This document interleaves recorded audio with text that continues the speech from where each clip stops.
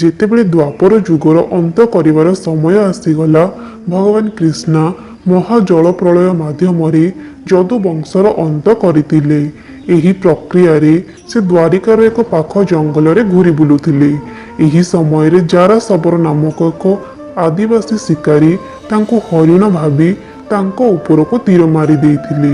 ଯେତେବେଳେ ଜାରା ଶବର ନିଜ ଭୁଲ ଜାଣିପାରିଲେ, ସେ କାନ୍ଦିବାକୁ ଲାଗିଲେ ଆଉ ଭଗବାନ ବିଷ୍ଣୁଙ୍କୁ କ୍ଷମା ମାଗିଥିଲେ। ଭଗବାନ ବିଷ୍ଣୁ ତାଙ୍କୁ ସାନ୍ତ୍ୱନା ଦେଇ କହିଲେ ଯେ ଏହା ପୂର୍ବରୁ ନିର୍ଦ୍ଧାରିତ ଥିଲା, ତେଣୁ ତମେ ଚିନ୍ତା କର ନାହିଁ। ତୁମେ ମୋର ଶରୀରକୁ ଜଳାଇ ମୋର ଶେଷାଂଶକୁ ସମୁଦ୍ରରେ ବିସର୍ଜନ କରିଦେବ। କିନ୍ତୁ ଜାରା ଭଗବାନଙ୍କ ଶରୀରକୁ ପୁରା ଜଳାଇ ପାରିନଥିଲେ। କୁହାଯାଏ ଏହି ଅଗ୍ନିରେ ଭଗବାନଙ୍କ ହୃଦୟ ନାଭିର ଅଂଶ ଜଳିନଥିଲା। କିନ୍ତୁ ଭଗବାନ ବିଷ୍ଣୁଙ୍କ ଆଦେଶ ଅନୁସାରେ ଜାରା ତାଙ୍କ ଶେଷାଂଶକୁ ସମୁଦ୍ରରେ ଭସାଇ ଦେଇଥିଲେ, ଯାହା ଏକ ଦିବ୍ୟ କାଠଗଣ୍ଡି ଭାବରେ ଭାସି ଭାସି ପୁରୀ ସମୁଦ୍ର କୂଳରେ ଲାଗିଥିଲା। ରାଜା ଇନ୍ଦ୍ରଦ୍ୟୁମ୍ନ ପ୍ରଭୁ ବିଷ୍ଣୁଙ୍କର ବହୁତ ବଡ଼ ଭକ୍ତ ଥିଲେ। ଦିନେ ଭଗବାନ ବିଷ୍ଣୁ ତାଙ୍କ ସ୍ୱପ୍ନରେ ଆସି କହିଲେ, ମୁଁ ପୁରୀର ବାଙ୍କ ମୁହାଣରେ ସମୁଦ୍ରରେ କାଠଗଣ୍ଡି ଭାବରେ ଭାସୁଛି। ମୋତେ ଆଣି ସେହିଥିରେ ମୋର ମୂର୍ତ୍ତି ନିର୍ମାଣ କରି ପୂଜା କର। ଏହାପରେ ଇନ୍ଦ୍ରଦ୍ୟୁମ୍ନ ବାଙ୍କ ମୁହାଣ ପାଖରେ ପହଞ୍ଚିଲେ। ସତରେ ତାଙ୍କୁ ସମୁଦ୍ରରେ ଗୋଟିଏ କାଠଗଣ୍ଡି ଭାସୁଥିବାର ଦେଖାଗଲା। ସେ ତାହାକୁ ରାଜମହଲକୁ ଆଣି ଆସିଲେ। ସେହିଥିରେ ଭଗବାନଙ୍କ ପ୍ରତିମୂର୍ତ୍ତି ବନାଇବାକୁ ରାଜା ବହୁତ କାରିଗରଙ୍କୁ ଡାକିଲେ, କିନ୍ତୁ କେହି ମଧ୍ୟ ପ୍ରଭୁ ଜଗନ୍ନାଥଙ୍କ ପ୍ରତିମୂର୍ତ୍ତିକୁ କିପରି ବନାଇବେ ତାହା ଜାଣିପାରୁ ନଥିଲେ। ରାଜା ଇନ୍ଦ୍ରଦ୍ୟୁମ୍ନ ଚିନ୍ତିତ ଥିଲେ ଯେ କିପରି ଏହି କାଠକୁ ଭଗବାନଙ୍କ ଆକାର ଦିଆଯିବ। ଏହି ସମୟରେ ଜଣେ ବୁଢ଼ା ବ୍ୟକ୍ତି ନିଜକୁ ଅନନ୍ତ ମହାରଣା କହି ରାଜାଙ୍କ ଦରବାରରେ ପହଞ୍ଚିଲେ, ଯିଏକି ପ୍ରକୃତରେ ବିଶ୍ୱକର୍ମା ଦେବତା ଥିଲେ। ସେ ରାଜାଙ୍କୁ ଭରସା ଦେଲେ ଯେ ସେ ଏହି ମୂର୍ତ୍ତିକୁ ବନାଇ ପାରିବେ, କିନ୍ତୁ ତାଙ୍କର କିଛି ସର୍ତ୍ତ ଅଛି। ସେ ଏହି ମୂର୍ତ୍ତିକୁ ବନାଇବାକୁ 21 ଦିନ ସମୟ ନେବେ ଆଉ ସେ ଏହି ମୂର୍ତ୍ତିକୁ ଏକ ବନ୍ଦ କୋଠରୀରେ ବନାଇବେ। 21 ଦିନ ଯାଏ ତାଙ୍କୁ କେହି ଡାକିବେ ନାହିଁ କି ସେହି ଘରର କବାଟ ଖୋଲିବେ ନାହିଁ। ରାଜା ଇନ୍ଦ୍ରଦ୍ୟୁମ୍ନ ତାଙ୍କ କଥାରେ ରାଜି ହେଲେ। ଏହାପରେ ସେ କବାଟ ବନ୍ଦ କରି ମୂର୍ତ୍ତି ଗଢ଼ିବା କାମ ଆରମ୍ଭ କଲେ। ଘର ମଧ୍ୟରୁ 2 ସପ୍ତାହ ଯାଏ ତାଙ୍କର କାଠ କାଟିବା ପିଟିବା ସବୁର ଶବ୍ଦ ଆସୁଥିଲା, କିନ୍ତୁ 2 ସପ୍ତାହ ପରେ ଘର ମଧ୍ୟରୁ କିଛି ମଧ୍ୟ ସ୍ୱର ଶବ୍ଦ ଆସିଲା ନାହିଁ। ରାଣୀ ଗୁଣ୍ଡିଚା ଏହା ଦେଖି ବହୁତ ଚିନ୍ତିତ ହୋଇଗଲେ। କାରିଗର ଜଣକ ବହୁତ ବୃଦ୍ଧା ଥିଲେ। କାଳେ ଏତେ ଦିନ ନ ଖାଇ ନ ପିଇ ତାଙ୍କର କିଛି ହୋଇଯାଇଥିବ ତାହା ଭାବି ସେ ଚିନ୍ତିତ ହୋଇଗଲେ। ତେଣୁ ସେ ରାଜାଙ୍କୁ ଏହି କଥା କହିଲେ ଆଉ ଘରର କବାଟ ଖୋଲିବାକୁ କହିଲେ।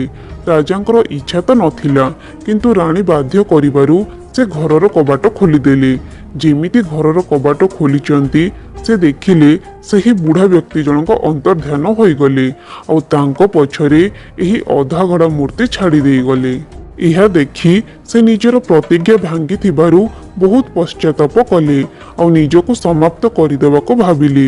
କିଛି ସମୟ ପରେ ଶୂନ୍ୟରୁ ଶବ୍ଦ ଆସିଲା, ହେ ରାଜା, ତୁମେ ତୁମର ପ୍ରତିଜ୍ଞା ଭାଙ୍ଗି କବାଟ ଖୋଲିଦେଲ, ତେଣୁ ମୋର ମୂର୍ତ୍ତି ଅଧା ଗଢ଼ା ରହିଗଲା। କିନ୍ତୁ ତମେ ଚିନ୍ତା କର ନାହିଁ, ମୁଁ ଏହି ରୂପରେ ପୁରା ଦୁନିଆକୁ ଦର୍ଶନ ଦେବି। ତୁମେ ମୋର ଯଥାବିଧ ସ୍ଥାପନ କରି ପୂଜା କରିବା ଆରମ୍ଭ କର। ସ୍ୱୟଂ ଭଗବାନଙ୍କ ଆଶ୍ୱାସନା ପରେ ଇନ୍ଦ୍ରଦ୍ୟୁମ୍ନ ନୀଳାଚଳରେ ଭଗବାନଙ୍କ ଭବ୍ୟ ମନ୍ଦିର ପ୍ରତିଷ୍ଠା କଲେ। ମନ୍ଦିରର ପ୍ରତିଷ୍ଠା ଓ ପ୍ରଭୁଙ୍କ ମନ୍ଦିରରେ ସ୍ଥାପନା କରିବାକୁ ଇନ୍ଦ୍ରଦ୍ୟୁମ୍ନ ରାଣୀ ଗୁଣ୍ଡିଚାଙ୍କ ସହ ବ୍ରହ୍ମାଙ୍କୁ ଡାକିବାକୁ ବ୍ରହ୍ମଲୋକକୁ ଗଲେ। ଯେତେବେଳେ ରାଜା ଓ ରାଣୀ ବ୍ରହ୍ମଲୋକରେ ପହଞ୍ଚିଲେ, ବ୍ରହ୍ମା ଧ୍ୟାନରେ ଥିଲେ। କୁହାଯାଏ ବ୍ରହ୍ମଲୋକରେ ଗୋଟିଏ ଦିନ ପୃଥିବୀରେ ଗୋଟିଏ ଯୁଗ ସହିତ ସମାନ। ବ୍ରହ୍ମାଙ୍କର ଧ୍ୟାନ ସରିବା ପରେ ରାଜା ତାଙ୍କୁ ମନ୍ଦିରକୁ ପବିତ୍ର କରି ପ୍ରତିଷ୍ଠା କରିବାକୁ ଅନୁରୋଧ କଲେ। ବ୍ରହ୍ମଦେବ ତାଙ୍କ ପ୍ରସ୍ତାବକୁ ସ୍ୱୀକାର କରି ତାଙ୍କ ସହ ନୀଳାଚଳ ଧାମରେ ପହଞ୍ଚିଲେ। ଯେତେବେଳେ ସେମାନେ ପୃଥିବୀ ପୃଷ୍ଠରେ ପହଞ୍ଚିଲେ, ଗୋଟିଏ ଯୁଗ ବିତି ସାରିଥିଲା। ଏହି ଭିତରେ ମନ୍ଦିରଟି ବାଲିରେ ଢାଙ୍କି ହୋଇଯାଇଥିଲା ଆଉ ସେହି ସମୟରେ କଳାମାଧବ ସେଠାରେ ଶାସନ କରୁଥିଲେ। ଥରେ କଳାମାଧବ ସେହି ରାସ୍ତା ଦେଇ ଯାଉଥିଲେ। ତାଙ୍କର ଘୋଡ଼ାର ଖୁରା ମନ୍ଦିରର ଶିଖରରେ ବାଜିଗଲା। ସେ ସେହି ଜାଗାକୁ ଖୋଳି ମନ୍ଦିରର ପୁନରୁଦ୍ଧାର କରିଥିଲେ।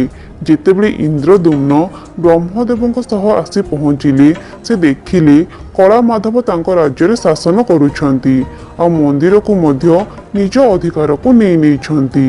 ଦୁଇ ଜଣଙ୍କ ମଧ୍ୟରେ ବିବାଦ ହୋଇଯାଇଥିଲା। ପରେ ବ୍ରହ୍ମାଙ୍କ ମଧ୍ୟସ୍ଥତାରେ ଏହା ନିଶ୍ଚିତ କରାଗଲା ଯେ ପ୍ରକୃତରେ ଇନ୍ଦ୍ରଦ୍ୟୁମ୍ନ ମନ୍ଦିରର ନିର୍ମାଣ କରିଥିଲେ ଆଉ କଳାମାଧବ ଏହାକୁ ପୁନରୁଦ୍ଧାର କରି ରକ୍ଷା କରିଥିଲେ। ଏହାପରେ ଭଗବାନ ବ୍ରହ୍ମଦେବ ମନ୍ଦିରର ପ୍ରତିଷ୍ଠା କରି ସେଠାରେ ପ୍ରଭୁ ଜଗନ୍ନାଥ, ବଳଭଦ୍ର ଆଉ ସୁଭଦ୍ରାଙ୍କ ମୂର୍ତ୍ତିକୁ ମଧ୍ୟ ସ୍ଥାପନ କରିଥିଲେ ଆଉ ପ୍ରଭୁ ଜଗନ୍ନାଥଙ୍କ ମଧ୍ୟରେ ପ୍ରାଣର ସଞ୍ଚାର କରିଥିଲେ। ଇନ୍ଦ୍ରଦ୍ୟୁମ୍ନଙ୍କ ଭକ୍ତି ଆଉ ତାଙ୍କ ପାଇଁ ମହାନ ମନ୍ଦିର ପ୍ରତିଷ୍ଠାରେ ଭଗବାନ ବିଷ୍ଣୁ ଇନ୍ଦ୍ରଦ୍ୟୁମ୍ନଙ୍କ ପ୍ରତି ଖୁସି ହୋଇଗଲେ।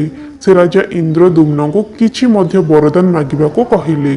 ରାଜା ଇନ୍ଦ୍ରଦ୍ୟୁମ୍ନ ଏହା ଶୁଣି କହିଲେ ଯେ ହେ ଭଗବାନ, ଯଦି ଆପଣ ସତରେ ମୋ ଠାରେ ପ୍ରସନ୍ନ ଅଟନ୍ତି ତେବେ ମୋତେ ବରଦାନ ଦିଅନ୍ତୁ ମୁଁ ନିର୍ଗୁଣ ହୋଇଯାଏ, ଯାହାଦ୍ୱାରା କେହି ମଧ୍ୟ ଏହା କହିପାରିବେ ନାହିଁ ଯେ ଏହି ମନ୍ଦିର ତାଙ୍କ ପୂର୍ବଜଙ୍କ ଦ୍ୱାରା ବନାଯାଇଥିଲା।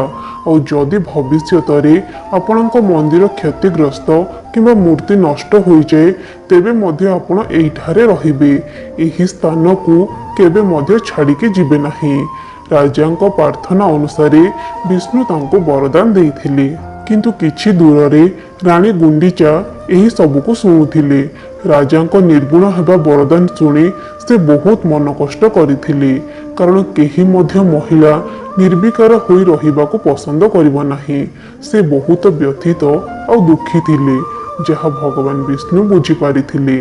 ଭଗବାନ ବିଷ୍ଣୁ ଏହା କହି ତାଙ୍କୁ ସାନ୍ତ୍ୱନା ଦେଲେ ଯେ ମୁଁ ଆପଣଙ୍କ ଘରେ ଜନ୍ମ ନେଇଛି, ମୁଁ ଆପଣଙ୍କ ପୁତ୍ର ସମାନ ଆଉ ଆପଣ ମୋ ମାତା ସମାନ ଅଟନ୍ତି।